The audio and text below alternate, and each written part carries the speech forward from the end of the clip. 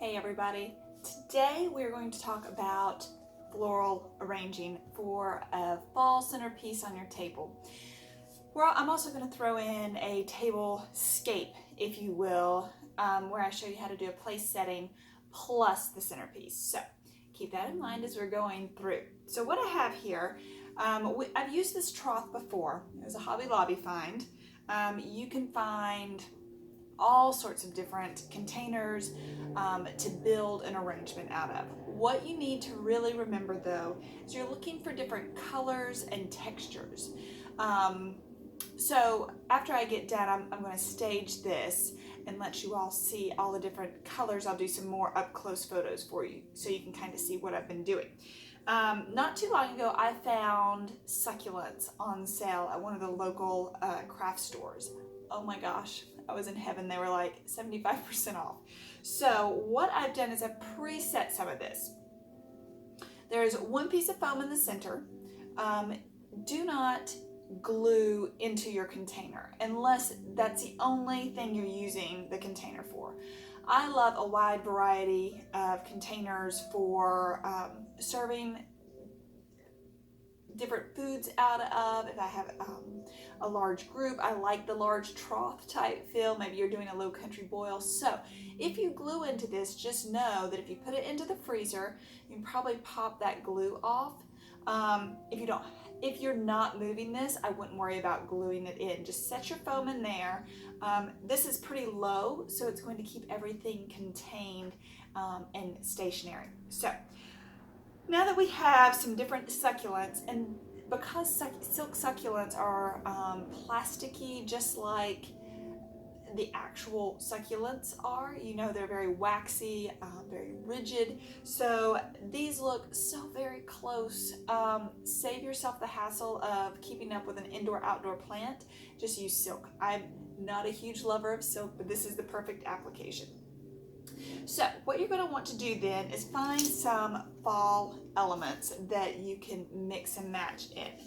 And when you do that, since I'm going for kind of a garden feel, you want to kind of spread it out, but also cluster same things together. So like I have a plastic gourd and I have a plastic little pumpkin. I want to put them together.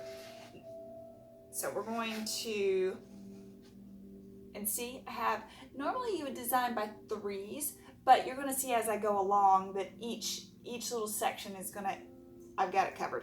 And don't worry. We have these cute little gourds. My father actually grew these in his garden. So I'm always tickled to have those. If you have the capabilities of growing your own gourds and things like that in a garden space, do. These take up a lot of room though. So if you don't have the space and you just want vegetables, stick with that and not decorative gourds. He has a huge garden though. So, okay, I think you can see right here that I've clustered some of the gourds, and maybe I want just kind of, I've got plenty of them, so maybe we just cluster some of them coming out over here. All right, these deer antlers are acrylic, they're fake, but they are fun if you're going for that rustic vibe, and it gives you nice lines to follow through. So here we go. We're just gonna kind of let him fall out of the side. I have several different sizes and colors. These were, as you can tell, ornaments for a Christmas tree. I don't have a themed hunting tree, so it does better for me using them in arrangements. That is definitely some people's cup of tea. I just don't, we have it so down enough in life to actually enjoy hunting. So we're going to kind of spread these throughout. Look at this cute little guy. Now you can even use some of these antlers on wreaths. I've done that before and it looks really, really nice. Most of the time I don't like taking white and blending it in with very bold color choices. A lot of traditional weddings from, I don't know, 10 years ago, they would use red roses and white. It drives me crazy. You take away that beautiful color saturation from the red when you add in this, but a little sprinkle in here is going to make it look a lot more natural. So look at that. See, just a little touch of something different. Now, and let's take this white one over to this side.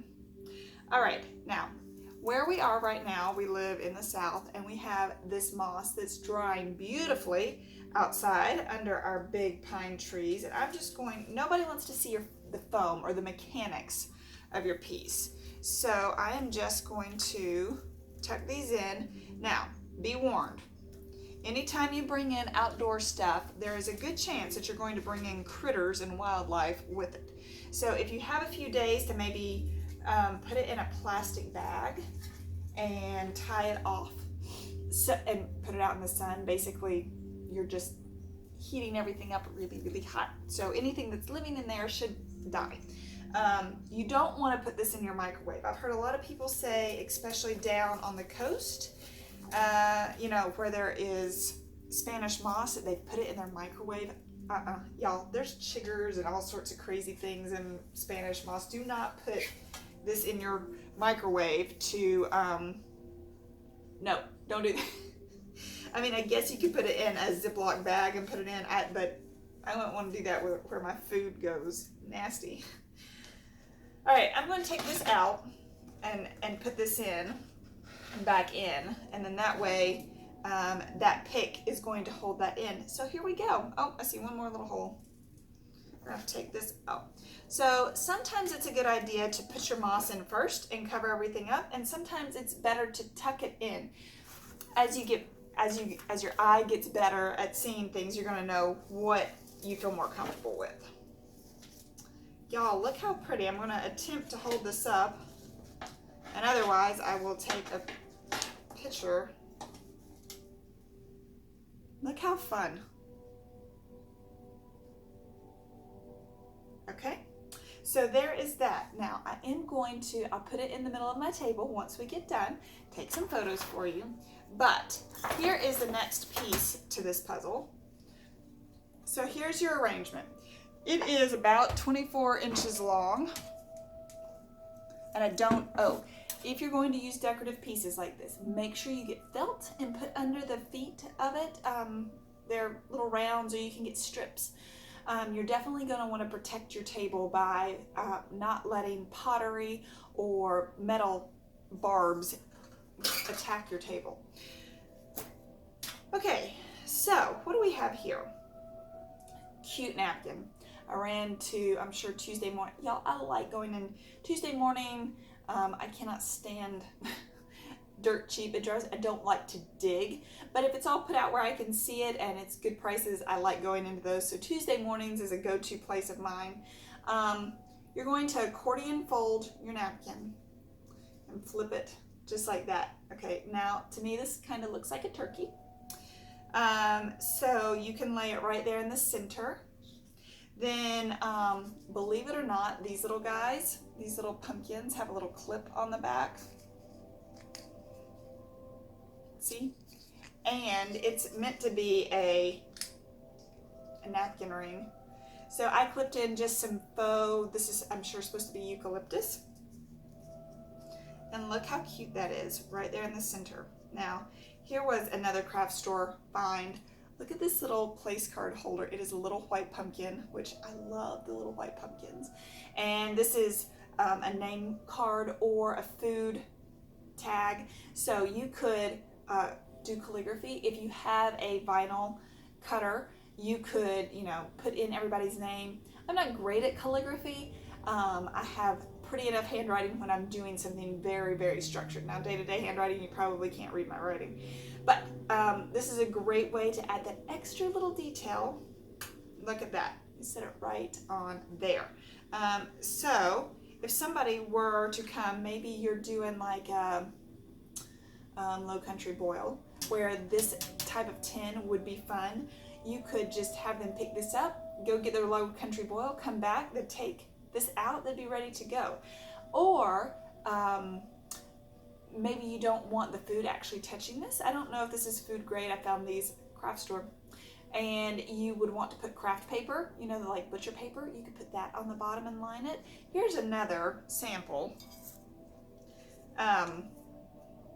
If you want the nice smell of fresh herbs, here's another just quick squeeze it together like a bow tie, tie it. That is a paper twine that I have.